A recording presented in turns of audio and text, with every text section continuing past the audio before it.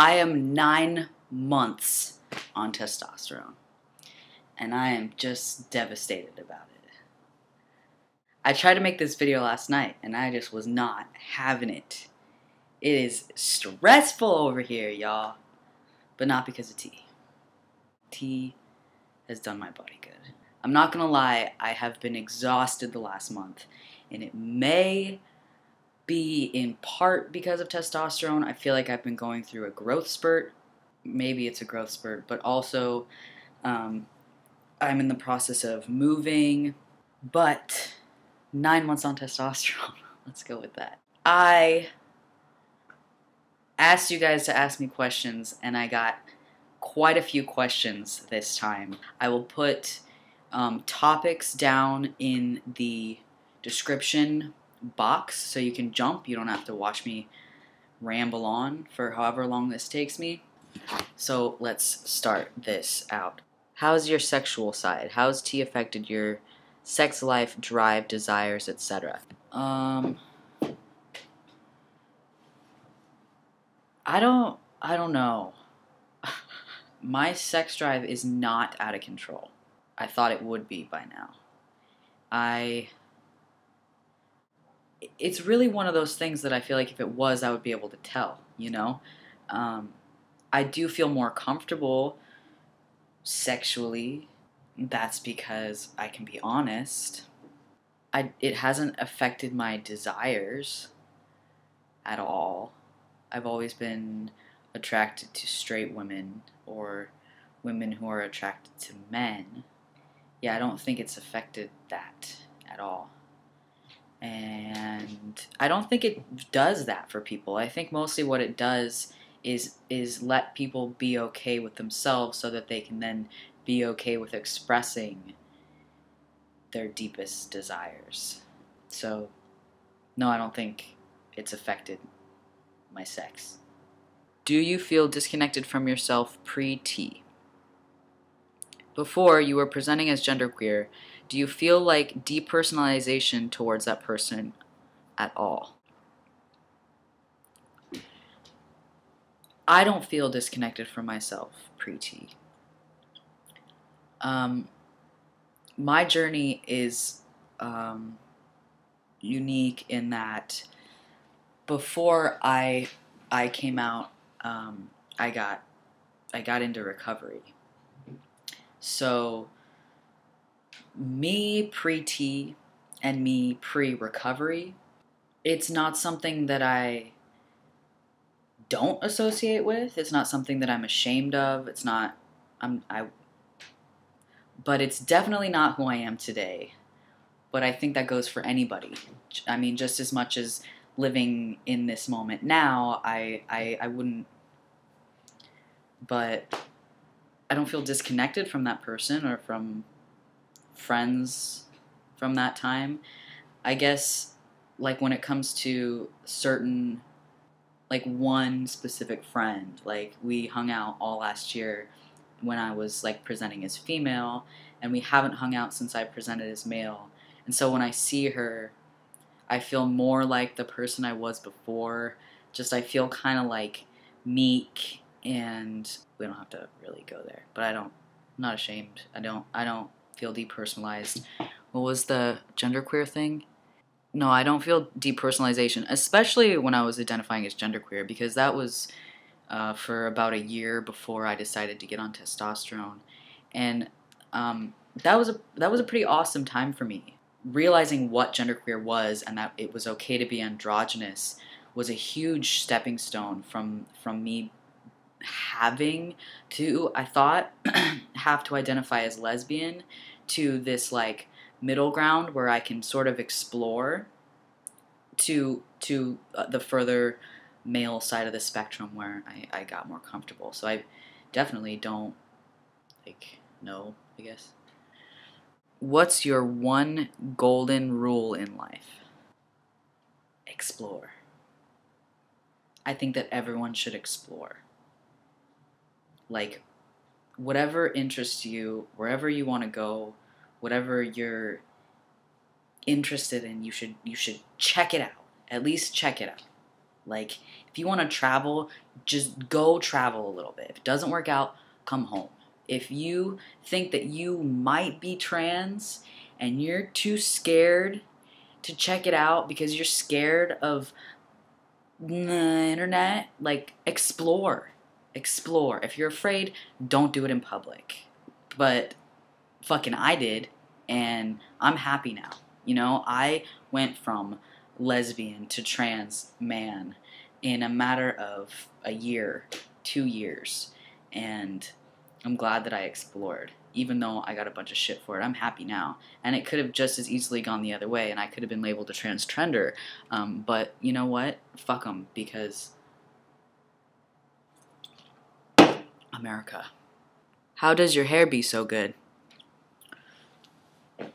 I'm growing it out. This is how it be so good. What does that even mean? I got it faded, like way tapered on the sides, because I'm not gonna have any money for a while, so let's see how long I can let it grow out before I absolutely have to cut it again. I don't fuck with my hair. I let it grow long and I cut the sides, and that's how it be so good, I guess. I like it though. Is there anything fans say to you that bothers you? Fans? Don't say fans. Is there anything that friends say to you that pisses you off? No, I don't think any of it really bothers me, other than, like, you know, I mentioned this in a video a while ago when people say if I would see you out on the street, I would just think you were a guy. That's one of those things that I don't think people are aware of how offensive that is, because I am a guy. So you saying, I would just think you were a guy, is like, wow. I'm pretty much an open book, and you can say whatever you want. It doesn't really affect me. How do you deal with being misgendered? Does it happen still?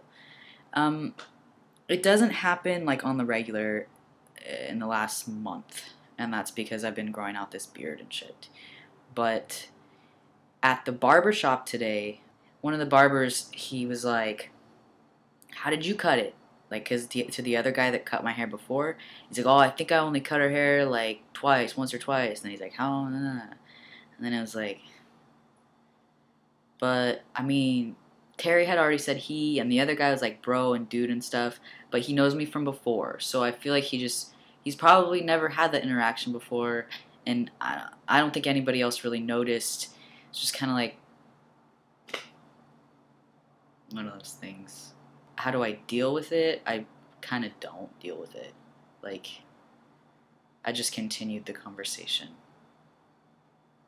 He'll probably catch on because everyone else is using male pronouns, but if he doesn't, then I'll deal with it. But he wasn't doing it, like, in a shitty way. I did have a situation where I was at this place where a bunch of my friends hang out, and one of the guys mentioned my last relationship, and he's like,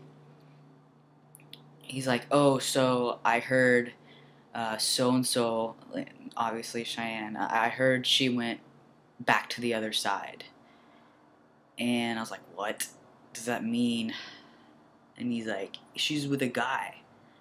And I was like, that's not how this works. Like, he's like, oh yeah, sorry. And like, no, I'm a dude. Like, you get that, right? And he's like, yeah, sorry. But he's just a cock, though. You know, I addressed it like, you're being stupid. And he was like, oh, whatever. And went about his business. So, I mean, I don't get pissed, really. I'm just like, hello? And I move on with my life. Like, I don't really give it that much energy, I guess is how to put it. Question number 87. How's personal life? Personal life is good. Personal life is good. I am scared shitless. What's going on with me? Let's see. In the last month, I have moved back home. Found out that Terry's got to move out, so I've got to move out. I had a friend die 2 days ago, so that's kind of rattling. I'm going to be moving to Ireland in 2 months. I'm going to go kick it in Dublin for a little bit and then go on a trip this summer to Hungary. I've got to move all this stuff. You can't see what I mean by this stuff, but this laptop is sitting on a table and chairs, and there's 2 drum sets and dressers and couch and 3 TVs that nobody uses and 2 mattresses, and I'm just basically going to get everything into trash bags, throw it in the trash can, move whatever I can to my mom's, get myself I have a camper backpack. I'm going to fill it with this shirt, these pants, a couple of beanies, like 4 pairs of shoes, a yoga mat, testosterone, and bounce. I've got an appointment with Dr. Maddie on the 7th for like a physical, if I can afford it, and a prescription fill, so I'll be talking to her about what that means to go out of the country with that.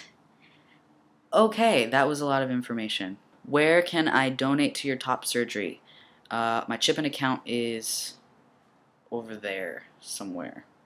If you're on my YouTube channel, it says donations for surgery, but whatever, it's just there. I don't really expect anyone to donate to it. Did the haters get you down? No. People are weird. People attack on and on, and like anonymously in my Tumblr inbox, ask box, and say random shit about my ex-girlfriend, like about my ex-girlfriend being with someone who's more masculine than I am, and like, I don't know, they try to like go for the jugular, but that's not my jugular. So they don't really get me down. It can be frustrating. I think the most frustrating thing is that it's a non, and it makes me wonder who it is and if it's someone that I like actually deal with in my personal life.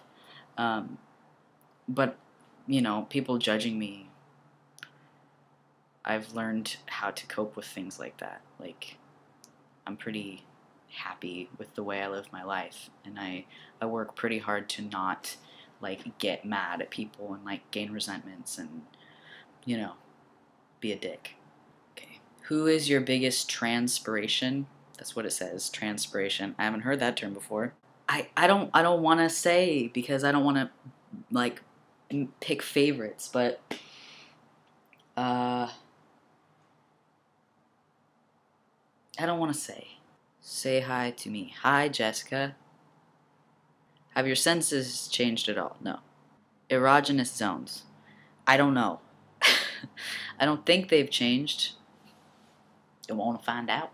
I think that's it, y'all. Let's do a muscle check. I'm not working out at all. Can you tell? I'm not trying to get buff. I have fuzzies up here. Adam's apple check. Yep. I don't know. I don't think you can like really tell what I look like just by on YouTube, especially since I sag, but I mean, my hips are like gone, and my butt is going. I have my wallet in my pocket or something. This is still like a little dippy here, but I don't know, that might just, no, yeah, it is. But I don't like work out my fucking, whatever this is, obliques that much. That's the leg hair. You can see my facial hair this whole time. Does the back of my head look different? 9 months, y'all. If you have any other questions or whatever, tumble that. Bye.